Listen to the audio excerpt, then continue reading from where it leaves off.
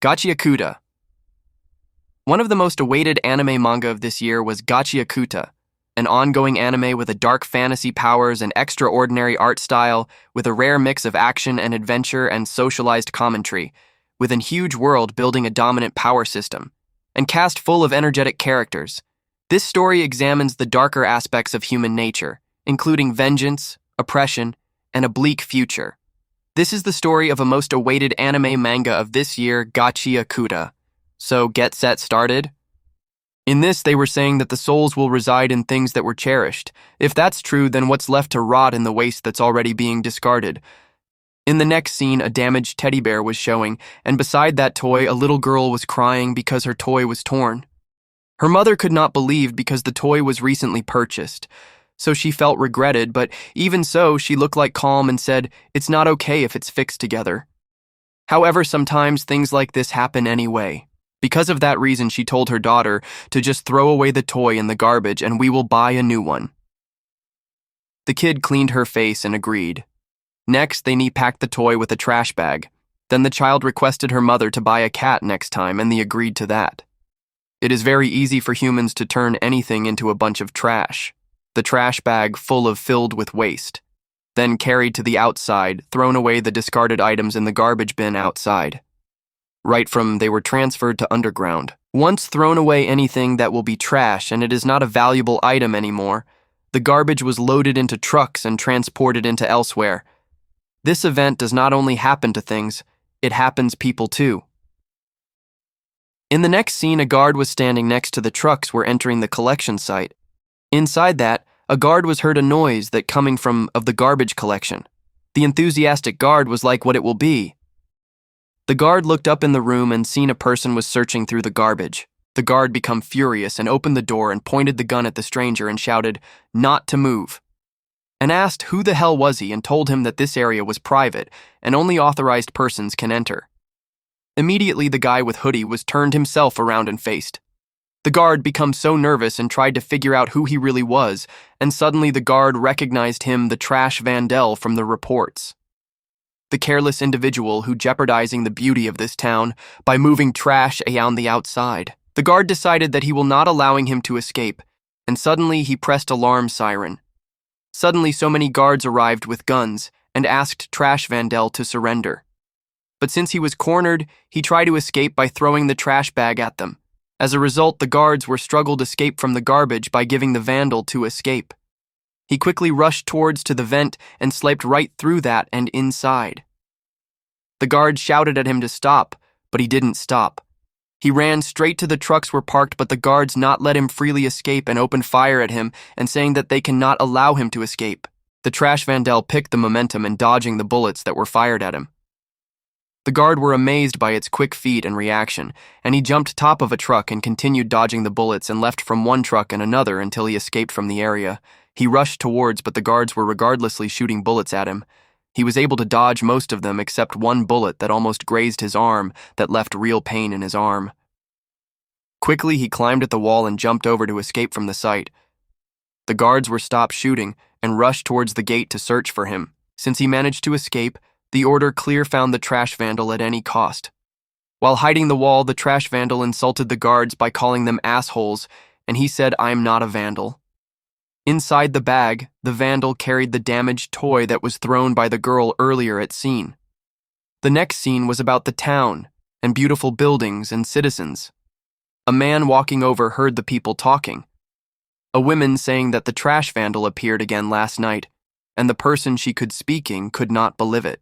The people curious about what the trash vandal wanted, and he was picking the trash they think he will come from the tribes. They were shocked when they noticed the man staring at them, who quickly lowered his head and walked away.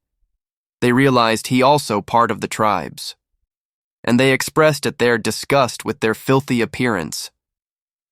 The man continued walking until he gets the boundary where the two parts of the town divided. One side is filled with beauty and healthy neighborhood, and the other is filled with only low-class people and their belongings. The women wish the tribe would never return. The houses in this area looks completely different, filthy and unkempt. Inside, the people gossip about trash vandal. When they saw him, they confirmed it was him and became irritated and saying that because of him, the cops will surely come. Meanwhile, the man does not care about organized things. While sitting, someone arrived and called him. Rudo asked him, is he collected trash again? Rudo called the girl Chiwa. He insisted the town's residents was very strict about waste control and wonder what happened if he got caught. She was very curious about him, why he kept risking his life for saving discarded items. Rudo explained the rich kept throwing usable items, and he also wanted to make money since some people willing to buy them. She paused for a moment before teasing him, saying that he really loved trash and told him it is better if he stop. Rudo denied it. Suddenly, someone else arrived complaining about the stench of the place, bringing along some kids who mocks the area smell like trash. They could not believe that Chiwa was also there. Rudo remained silent if they continued again to mock him. One of the kids arrived at Chiwa and asked if he would not stink when she stay near him. Chiwa was confused by the question. And the kid added, the Rudo always wear his torn, dirty gloves, and saying, even a slight touch can make anyone itch. Laughing afterwards, they also asked her if she has ever looked under those gloves, saying it's so disgusting. Chiwa insisted they were not that different. But that kid replied, he would not recommend staying close to him, adding that Rudo was the son of a murderer. Rudo could not say anything back. The slum was a place of exile for criminals, and everyone living there all descended from them. Because of that, everyone is there making an effort to clear their names by not committing any crimes. However, they said that parents of that guy, referring to Rudo, won around killing people and ruining everything. If she was associated with him, she would be just like him. Rudo's vision darkening because of their words frightening them. One of them said that those were the eyes of criminals. They ran away in fear, shouting that the old saying was true. Like parent, like child, like Rudo will definitely become a murderer, and calling him an idiot. Rudo lowered his head, unable to believe what they had said. Chiwa sat in front of him. What they have been said was awful. She smiled, saying that she knew Rudo was not like his parents. She said she believed in him, that he is not liked bad guys who kill people. Rudo blushed and tried to stand and responded her. Meanwhile, Chiwa noticed the toy he was picked up from the waste collection site. She asked if he has fixed it and praised his skills. Rudo said it was for her, which surprised her. And embarrassed, and he added, it is not for sale. So he was giving it to her. Just then, someone was called out Chiwa, which turned was her mother, asking what was she doing there and telling that they are going home. Chiwa said goodbye and lefted. Rudo was left speechless, just holding the toy in his hands. Someone hidden nearby and overheard their conversations. Inside a narrow hallway, a small house could be seen. That was where Rudo live as he arrived. That man we have been seen earlier was waiting for him, smiling teasingly. The man repeated he heard earlier, that the doll was not for sale, and he wanted to give it to her. Hearing that, Rudo extremely embarrassed. Rudo called him Regto and could not believe he overheard him. Regto advised him he needed to express himself more clearly. He swung an arm around Rudo's shoulders and added that, more importantly, they needed to talk about this trash collection he paid from previous night. He said Rudo did not go through all that trouble just to make money. He was still just a kid, so he should give the work to him. Rudo answered, it was not that dangerous anyway, and he did not got caught. However, Legto pointed out that they have found it out that yesterday. He said he understood about what Rudo was thinking. Even if they not blood-related, they were still family. Rudo did not have to worry about him. Lowering his head, Rudo said that Regto was taking him in when he was just an abandoned child and he raised him. It was not he did it out of concern, but he was simply trying to show his gratitude to his family. While sitting on the couch, Regto told him that he could just be honest with Chiwa as he was now. She would definitely understand how he felt. Embarrassed, Rudo quickly stood up and denied it, saying that it was nothing to do with Chiwa. But as he moved an instant pain on his wound, catching Regto's attention, Legto asked his wound was wondered if Rudo has been shot. Rudo quickly explained nothing serious. Sighing, Regto responded, let me check it and patch him up. And he also told Rudo they also needed to replace the bandages on his hands. He asked Rudo to take off his gloves and he obeyed, as Regto helped him. He warned him not to go back in the collection site anymore because next time he would not be able to escape. Rudo insisted that it's just a scratch as Regto tended to him. It was revealed that Rudo's hands were covered in unusual scars. Rudo said it was nothing compared to he gotten from him parents. Regto fell silence for a moment, and telling him that if he committed a serious offense, he would be killed immediately and thrown into the abyss. That had been always the rule in their town. He added that his own father was thrown into the abyss. That was why Regto said Rudo was treasure his life in the things that mattered to him. Even if the world was shitty as it was, he handed Rudo back his gloves while Rudo remained silent. He recalled both his hands was pitch black for as long as he could remember. Sometimes intense pain was with it in the eyes of those who, disgusted by scars his mind had already been worn out since he was a child. Because of that, Regto was given him to that gloves. They have been torn and shattered ever since he received them, but over time the pain subsided to his own. Because of that, Rudo felt if gratitude towards Regto, a debt he knew he would never repay. Regto spoke again, telling him if he did not make move on Chiwa, she would soon surely fall on someone. So give her the toy tomorrow and tell her or kiss her something. Rudo was completely shocked by the suggestion and replied with a loud, as if. In his mind he thought Regto was kind of rude. Regto added that if he did not do it, he would not get any dinner. Rudo got annoyed feeling like Regto was forcing him. But Regto insisted, and only saying that Rudo would not have any regrets, he told Rudo to fix his sour-looking face and squished his cheeks, making Rudo his face was going to tear. Outside, someone was listening to their conversation, a man wearing a cloak and a strange mask whispering incomprehensible words. The next day, while sitting outside by a bucket, Rudo practiced smiling. Regto had advised him that he could not smile naturally. He could just pretend to be someone else and learn how to act. Rudo was annoyed thinking Regto was spouting nonsense. Given how he looked obvious that smiling will be impossible, even so he knew he had to given the toy to Chiwa, he climbed the stairs wondering if Chiwa would be home.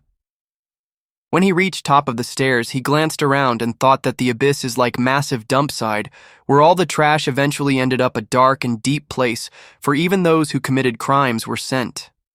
On that day, someone was tied up hanged before being dropped under the abyss. From what he had been heard, his father was also been swallowed by the darkness. He grew curious, wondering what really happened to those who thrown down there in the abyss. Suddenly, someone appeared beside him and mentioned that other criminal were thrown in the abyss. He replied an absent-minded yes before realizing it was Chiwa. He nearly hid the toy behind his back while Chiwa greeted him with a cheerful good morning. She mentioned that she rarely saw him around there. Embarrassed and unable to respond properly, Rudo humbled with his words. She looked and commented on the view from there is unpleasant in many ways. Rudo replied that no different from anywhere else in the slum. Chiwa then explained the reason behind the slum was built near the edge of town, was a warning to the tribe's people, that if they tried anything wrong, they would thrown into the abyss. It is sickening, she said, even if they don't want to witness it living there, mean they could not avoid seeing people falling their deaths. She then told Rudo that she would not want to see him fall into the abyss. Rudo, not expected to hear those words from her, Chiwa added that there is lots of discarded things were weights to throw away. Rudo got caught in a dangerous situation just for junk, it would not be worth it. Or worse, he could end up being thrown into the abyss for real. Rudo replied that Regto had told him the same thing. Chiwa referred to, Regto has Meister. Really loves Rudo too, which was why he was so worried about it. Rudo laughed that she mentioned him that Regto loves him, but immediately froze when he has realized she had said too, meaning that she also did. Chiwa blushed when Rudo looking at her and quickly clarified that it was not like that. Rudo was completely confused by her words and overwhelmed by embarrassment covering his face, sat down on the ground and shouted awkwardly. Chiwa was puzzled by his reaction and noticed the stuffed toy he was holding. After calming him off down, Rudo stood up and said that she saw the toy and looked like she liked it. He thought that maybe, even if she did not like the junk discarded by others, the toy would be happier with her being thrown away. So he held it out, giving it to her once again. Chiwa Woon not expected but happily accepted it, saying that she would very happy and would take care of it, seeing how tightly she hugged it and how much she treasured it. Rudo could not help but blush again. Suddenly he turned again and run off, rushing down the valley while shouting he did not know what to do himself. Overcome with excitement, he hurried home, saying that he had to tell Regto about what happened and wondering how will he react. On its way, he accidentally bumped into the cloaked man. The impact sent both of them fell on the ground, and a book fell off from the man's body. Rudo was heard from the fall, and he shocked when he noticed what he bumped into as the man slowly stood up. Rudo saw that he was wearing a mask, which made him worried. The man quickly picked up the book from the ground, said nothing, and ran off immediately. Rudo called out to him, but the man did not look back. Rudo wondered who that man was anyway. He thought he should just reported to Regto. But then he remembered he still has the boast about what happened. He stood up and imagined how Regto will react, probably just telling him to tell properly again. Finally, he reached her house. Rudo opened the door and called out that he was home. As he entered, he closed his eyes and proudly announced that he finally talked to Chiwa. When he opened his eyes, he expected a simple welcome back. But he was instead met with a sight of Regto lying in a pool of blood on the floor, a sword still locked in his chest. Rudo slowly approached him, unable to comprehend him. What he was seeing, he dropped to his knees like the entire world was collapsed around him. He crawled closer still in disbelief and called out Regto's name in response. Weakly, Regto told him to run to get away.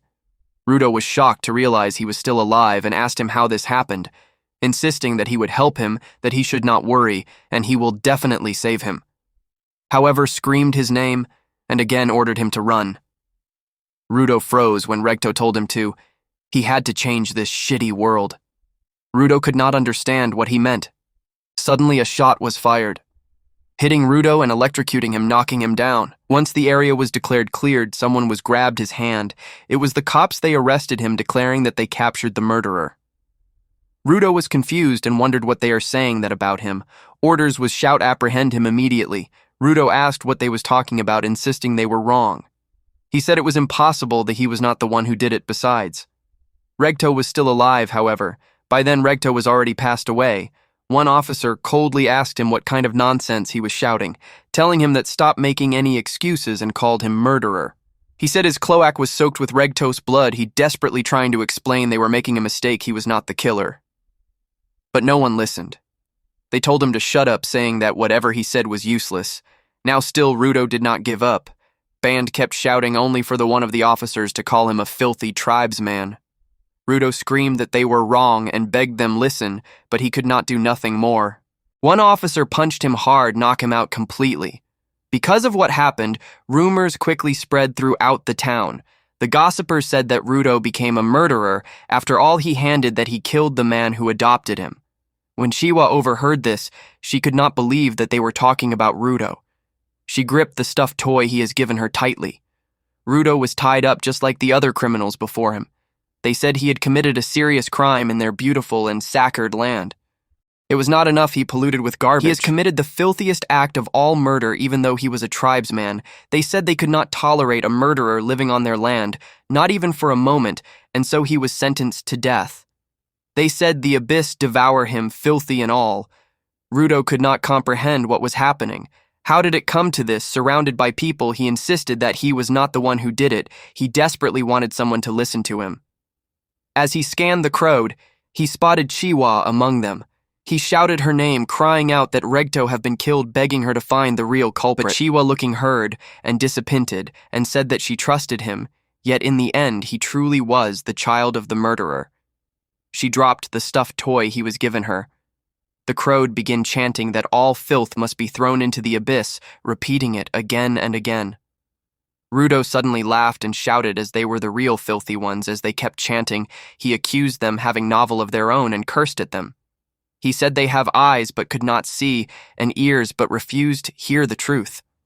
They were all the same. As he stared into the crowd, he spotted the masked man he had bumped into before finding Regto's body. Rudo shouted at he is the real culprit, just as the rope binding him was cut as he began to fall.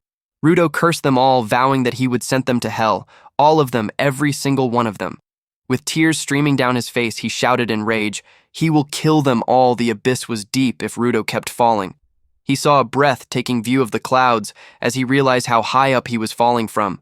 His eyes stayed wide open as he descended. However, when he finally reached the bottom, he lost consciousness. When he slowly woke up, he found himself lying on a mountain of garbage. He quickly stood up immediately, noticing the smells stinks around him covering his nose.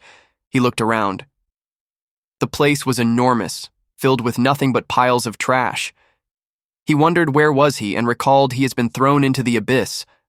Meanwhile, behind him, a shadow of an enormous creature bound as he peeked over his shoulder. He remembered the rumors that spread out that nothing in the abyss but an endless dump site filled with trash, humans, and filth of all kinds, and yet he saw a massive monster creature with razor-sharp teeth, something he could hardly believe was real. It emerged before him, and the first episode was ended by showing him confused and terrified at the same moment. Thanks for tuning in to the first episode. If you liked the explanation and are excited for more, don't forget to like, share, and subscribe for future episodes, where we'll dive deeper into anime and explore even more fascinating insights.